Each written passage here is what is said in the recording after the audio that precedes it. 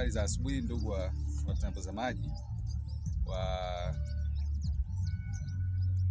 wa project yetu ambayo tunaendelea kuonyesha namna ambavyo tunaweza kutunza zao letu la tikiti. Sasa hapa tuna dawa moja inaitwa Imidacloprid ya Imidac, ambayo dawa hii itatumika katika kudhibiti wadudu wanaonyonya na kufyoza na wanaokata kama unavyoiona hapa.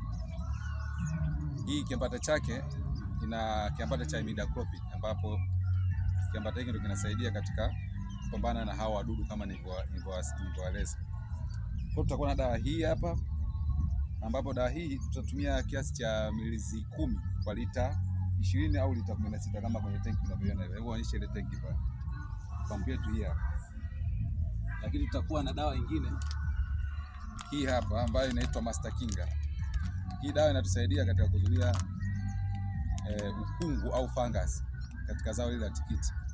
Hili zao la tikiti kama usipambana na changamoto za ukungu, nafikiri hutoweza kufanikisha katika kutunza zao lako. Kwa hiyo tutakuwa na dawa yetu hii ambayo inaitwa Master Kinga. Hii ni dawa ya ukungu au dawa ya fungus. Kazi yake kuzuia hizi changamoto za fungus za ukungu. Kama maeneo yetu tunavyoona haya yana changamoto kubwa sana ya hali ya hewa ya ukungu.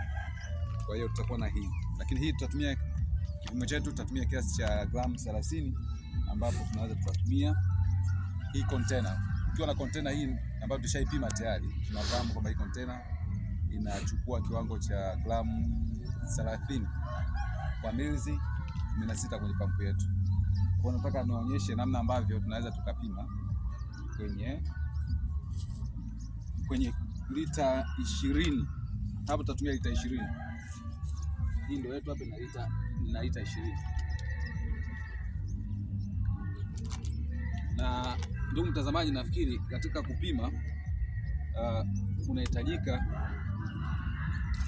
utumie chombo ambacho unachoweka maji kiasi kidogo ili uweze kuchanganya kwa urahisi. Hautaki kuchanganya moja kwa moja kwenye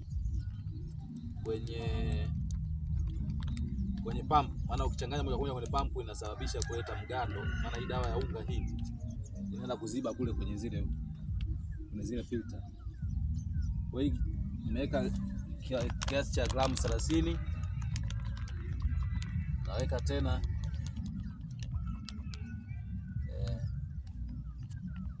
gramu 30. Hapa tuna jumla ya gramu 60, ambapo sio mbaya, nimeongeza kidogo ili kuzuia au kuongeza bora kidogo wa hizi dawa, maana imekaa muda mrefu. Lakini hata hivyo ukiongeza hizi dawa hazina changamoto ya kuunguza. Unaweza kuongeza kiasi ambacho unaona kinaweza kufaa zaidi, lakini hazina changamoto kwenye kuunguza. Kwa hiyo unaweza kuona hapa tunachanganya kidogo, nachanganya ili kupata mchanganyiko mzuri. Lakini katika mchanganyiko huu wa dawa nilishaweka kiasi cha mililita 20. Kuna dawa hii nyingine ambayo inaitwa Snow Dudu Plus. Hii inasaidia katika wadudu ambao wanaokata na wadudu ambao wanaonyonya. Kwa kuna wadudu ambao tunapambana nao wanaitwa spider mites. Hawa spider mites, hii dawa kidogo inaweza kutusaidia, ingawaje kuna dawa nyingine tungeweza kuipata, ila kwa bahati mbaya tukipata. Ila hii nayo inaweza kutusaidia kuweza kupambana na changamoto za hawa wadudu wanaitwa spider mites. Spider mite ina changamoto sana kwa sababu wananyonya kwenye mmea. Lakini kuna dawa hii nyingine sikuitumia kwa leo. Hii dawa inaitwa Indozol. Hii dawa kazi yake kubwa ni katika kupambana na changamoto za ukungu. Dawa hii ni nzuri sana, ambapo na changamoto za ukungu, fungus, hii dawa inafanya kazi vizuri sana. Inaitwa Indozol fungicide au kiuakuvu. Hii ambayo tunatumia mililita 30 kwa lita 16. Kama na hii pampu yetu inabeba mililita 30 kwenye hii dawa. Lakini kulikuwa na kwa wiki iliyopita, kwa wiki hatuwezi kutumia tena. Kwa wiki iliyopita tuweza kutumia na mbolea ya majani. Hii ni mbolea kwa ajili ya majani inaitwa Yaravita. Hii ni booster ambapo tunatumia katika kuboresha majani. Hapa tumeweka mbolea ya kukuzia ya urea, lakini vile vile tunatumia na mbolea za majani ili kuweza kustawisha majani yetu, kuyafanya yawe na nguvu zaidi na mmea kuwa na ubora zaidi. Lakini hapo tumetumia dawa 3. Tuna Imida C, tumetumia na hii Snow Dudu Plus pamoja na dawa yetu ya ukungu. Kwa hiyo hizi ndio dawa ambazo tumezitumia.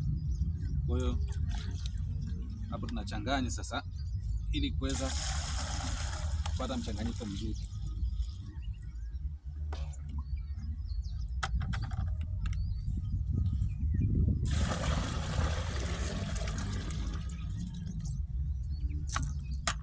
Ni vizuri kuchanganya katika hizi ndoo kabla hujapeleka kwenye pampu yako.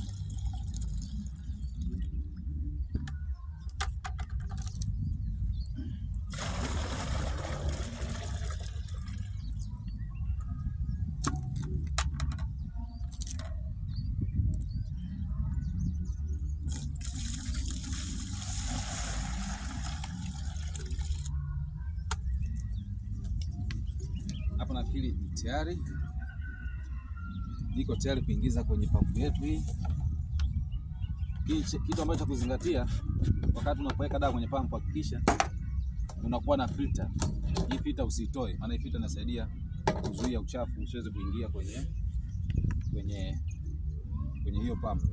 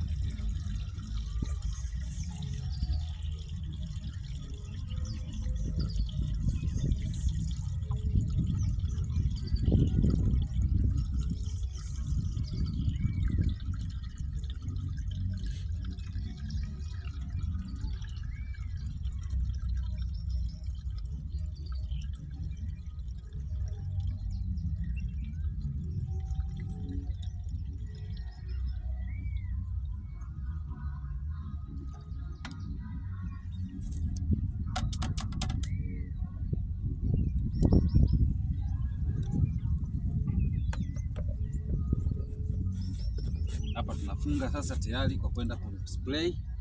Lakini unapofunga kisha unaifunga vizuri, unatight ili hii isiweze kuvujisha, maana ikivujisha hiyo changamoto kubwa, dawa itakuja kumwagikia kwenye mgongo. Sasa ngoja kidogo nichukue stand hapa kuweza kuwekea pampu yangu.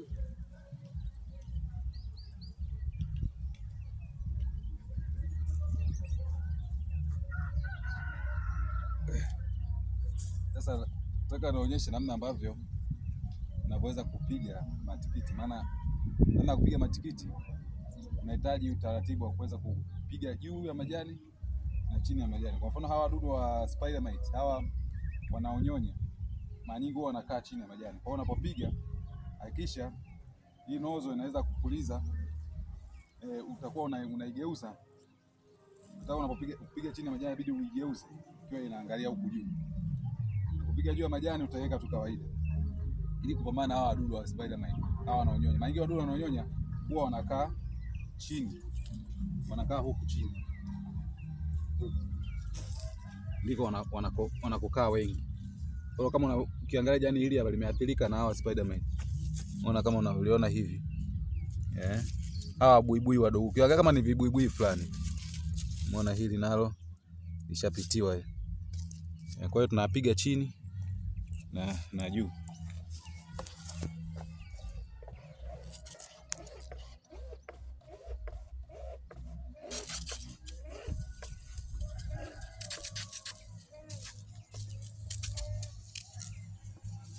Piga juu hivi, nageuza chini, juu chini, kama hivi, nageuza na chini.